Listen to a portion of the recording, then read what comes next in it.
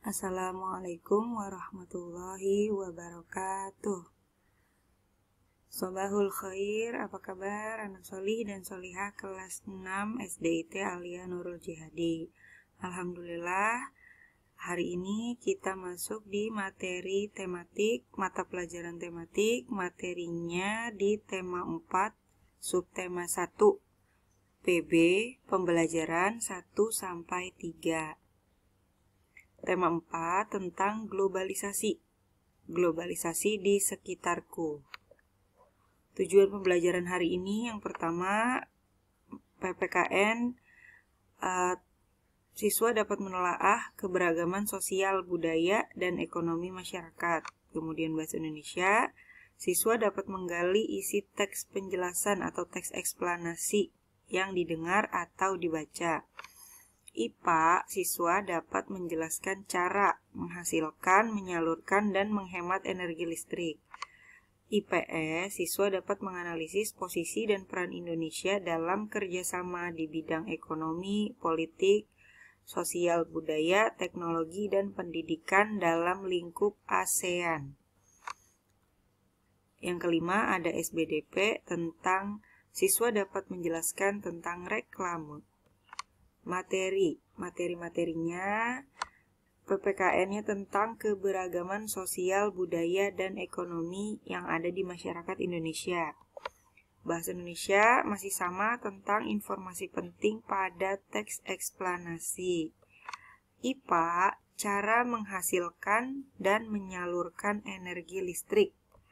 IPS, kerjasama Indonesia dengan negara-negara di Asia Tenggara, ASEAN, di bidang sosial dan budaya. Kemudian SBDP-nya tentang reklame. Nah, yang pertama PPKN. Bagaimana cara kita menyikapi keberagaman di Indonesia? Allah menciptakan manusia dengan berbagai macam perbedaan.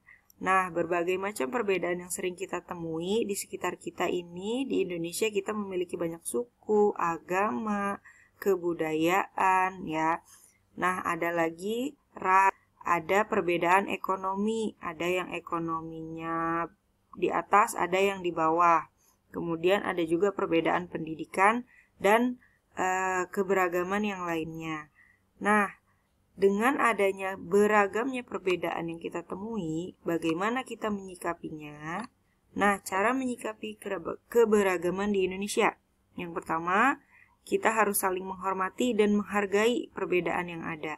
Kemudian, bersikap toleransi, tidak menjelekkan atau mencela perbedaan yang ada. Yang keempat, harus hidup berdampingan dan selalu tolong-menolong.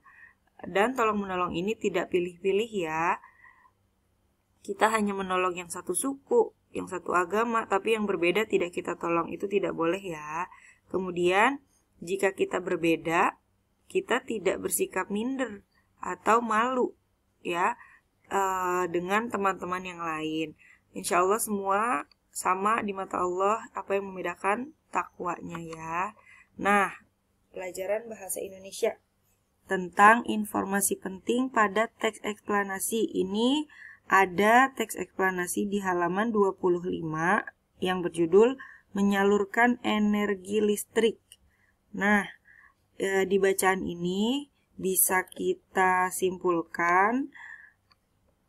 Nah, untuk paragraf pertama, topik masalahnya ini tentang, bisa dibaca, kita akan mencari informasi pentingnya. Jadi, informasi penting ini boleh kamu ambil dari bacaan atau boleh memakai kalimat kamu sendiri ya. Yang penting informasi apa yang kamu dapat di paragraf tersebut. Nah, di paragraf pertama, setelah kita baca, ini topik masalahnya yaitu listrik memiliki peran penting di era globalisasi. Nah, kemudian di paragraf 2, deret penjelasnya ini menjelaskan tentang proses menyalurkan energi listrik. Dari yang pertama pusat pembangkit listrik ke rumah-rumah warga. Kemudian di paragraf 3 kesimpulannya, manfaat adanya listrik di era globalisasi, contohnya dapat mengakses informasi dari berbagai belahan dunia. Kemudian perbedaannya ada dan tidak adanya listrik ya tentu sangat berbeda ya nak ya. Nah, ini contoh mencari informasi penting pada teks eksplanasi. Yang contohnya ini ada di halaman 25. Kita lanjut. Globalisasi, ini IPS, globalisasi. Yang pertama,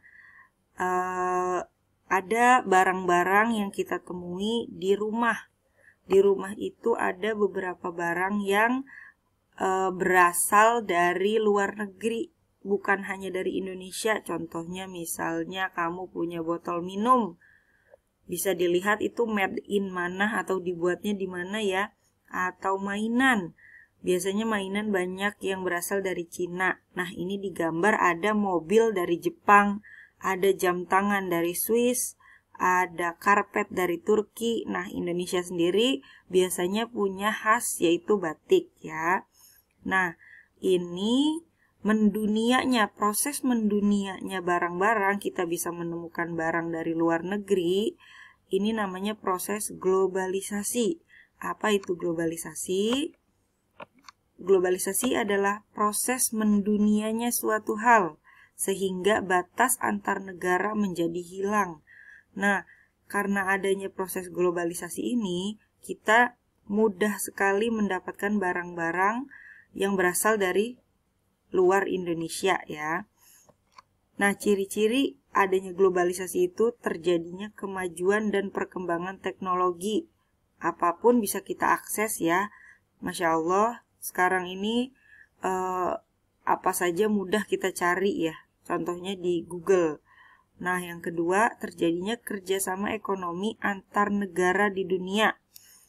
Yang ketiga, terjadinya interaksi yang mengakibatkan adanya pertukaran budaya. Nah, dari globalisasi ini pasti ada dampak positif dan dampak negatifnya. Nah, ini salah satu dampak negatifnya, terjadinya pertukaran budaya. Jadi, ada budaya-budaya Indonesia ini yang hilang karena masuknya budaya asing. Jadi, kita harus pintar-pintar memilih dan menyikapi adanya globalisasi ini ya. Jangan sampai kita ikut ke dampak yang buruk-buruknya saja.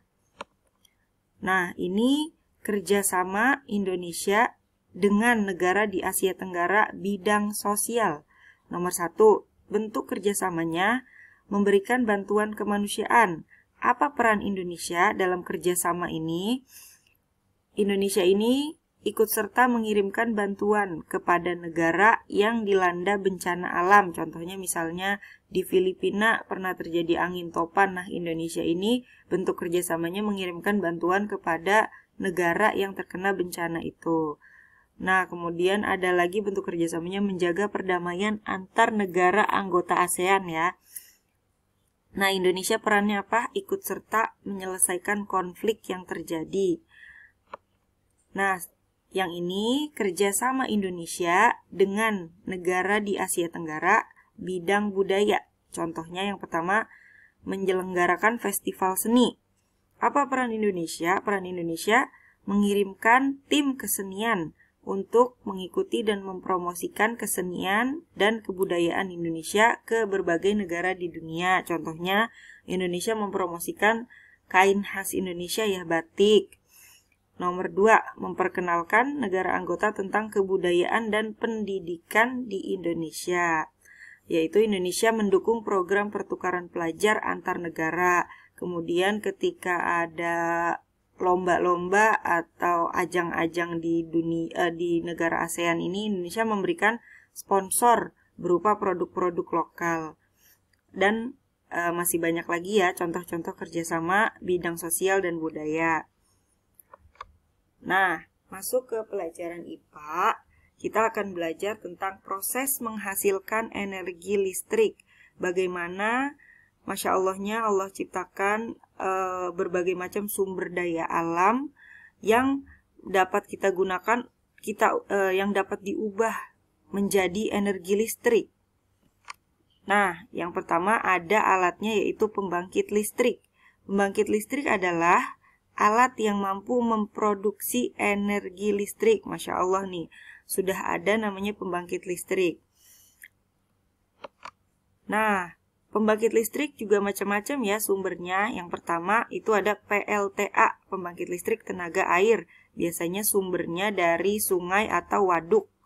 Kemudian yang kedua ada pembangkit listrik tenaga uap. Tenaga uap ini biasanya dihasilkannya dari batu bara ya, pakai bahan bakar batu bara untuk memanaskan kettle atau semacam termos tapi besar.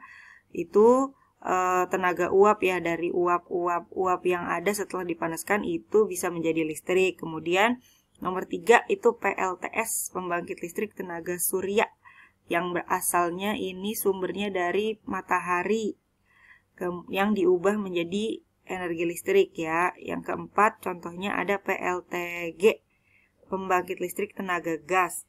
Dan masih banyak lagi ya jenis-jenis pembangkit listrik. Nah, yang terpenting komponen utama dari semua pembangkit listrik ada 2. Yang pertama turbin dan yang kedua dinamo atau generator. Turbin ini harus bergerak. Nah, bergerak ini karena contohnya misalnya PLTA air, ada aliran air sungai yang menggerakkan turbin. Kemudian dari ketika turbin bergerak, diubahlah menjadi energi listrik. Yang mengubah ini adalah bagiannya generator atau dinamo. Maka komponen atau bagian penting dalam pembangkit listrik ada 2, yaitu turbin dan generator. Nah, kita lihat proses menghasilkan energi listrik dari PLTA nih, tenaga air. Yang pertama bisa dilihat di gambar ada sungai sumbernya. Kemudian bagian kedua ada pintu air atau tempat masuknya air ya ke pipa. Yang ketiga ada katup. Katupnya ini mengatur air yang masuk. Yang keempat ada tangki pengaman. Yang kelima ada pipa, yang bagian atas itu pipa pesat atau mengalirkan air ke turbin. Kemudian nomor 6 ada katup untuk membuka dan menutup air itu ya ke arah turbin. Nah, nomor 7-nya ini turbin. Nomor 8 generator untuk mengubah energi gerak ya menjadi energi listrik.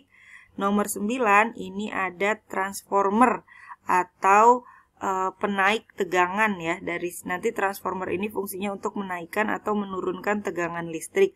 Barulah sampai di saluran transmisi. Nah, saluran transmisi ini biasanya kita kenal dengan sutet. Nah, baru dari sutet dialirkan ke gardu-gardu induk. Kemudian baru sampai ke rumah kita.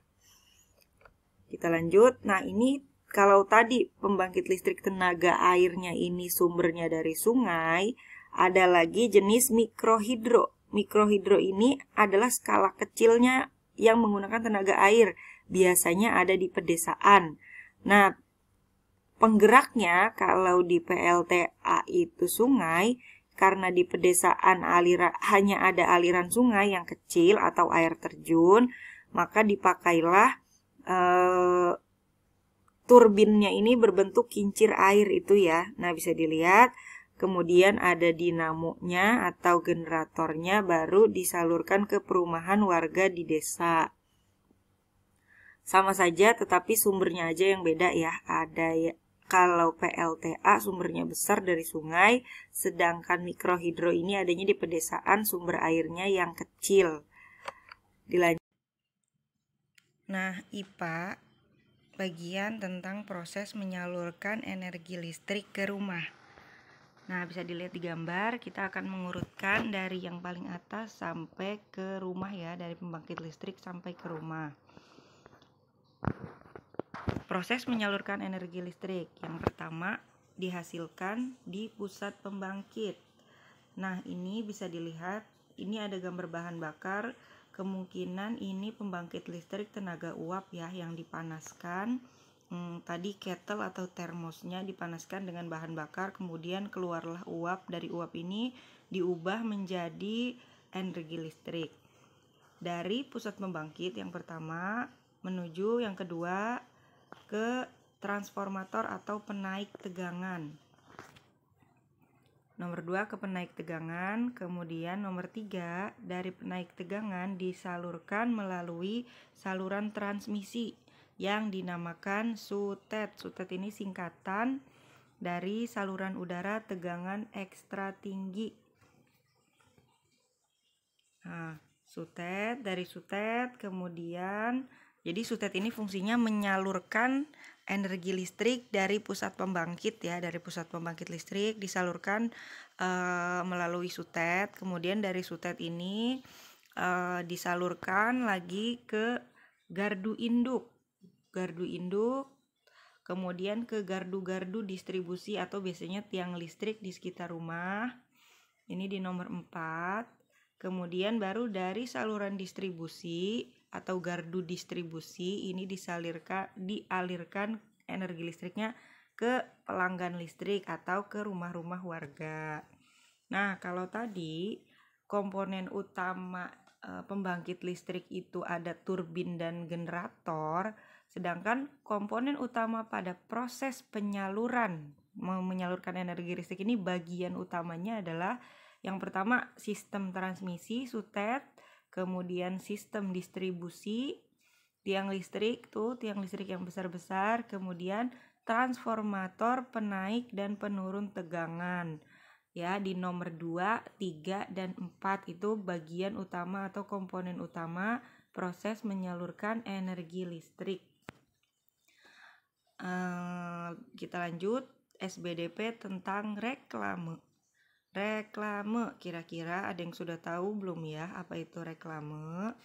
Reklame adalah suatu media yang terdiri dari gambar dan tulisan untuk menyampaikan informasi. Tujuan reklame yang pertama menyampaikan informasi, yang kedua menarik perhatian masyarakat, yang ketiga mengenalkan suatu produk, yang keempat mempengaruhi masyarakat untuk membeli produk, yang kelima menjadi layanan masyarakat. Ciri-ciri reklame yang baik, informasinya benar, jelas, dan mudah dimengerti. Kemudian mampu menarik perhatian orang dan mudah diingat. Jenis-jenis reklame. Nah, ini apa saja ya jenis reklame? Reklame ini banyak jenisnya. Yang pertama ada poster, ada iklan, ada spanduk, ada brosur, ada buklet, ada baliho, dan lain-lain. Kita lihat setelah slide ini jenis-jenis reklame ya, yang poster, iklan, spanduk. Nah, contoh jenis-jenis reklame. Yang pertama ada poster, seperti yang kita buat tugas SBDP kemarin, poster menghemat energi ya. Kalau ini poster hidup bersih. Kemudian ada brosur, ini brosur pemasaran rumah. Ada lagi baliho, baliho ini ada yang besar di jalan-jalan itu, ini namanya baliho tuh. Kemudian ada lagi iklan, ini iklan penjualan tentang laptop. Ada lagi buklet, buklet biasanya berbentuk seperti buku yang dilipat 3 itu ya, biasanya ini contohnya ada buklet tentang penerimaan siswa baru di suatu sekolah. Yang terakhir contohnya dari ibu spanduk. Spanduk ini spanduk sholat Idul Fitri biasanya dipasang di jalan-jalan ya untuk menarik perhatian masyarakat. Nah, ini adalah jenis-jenis reklame. Kalian bisa mencari contoh yang lain di buku atau di Google ya.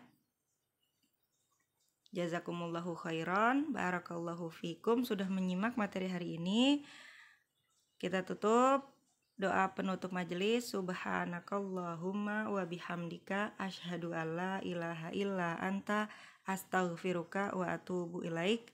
Assalamualaikum warahmatullahi wabarakatuh.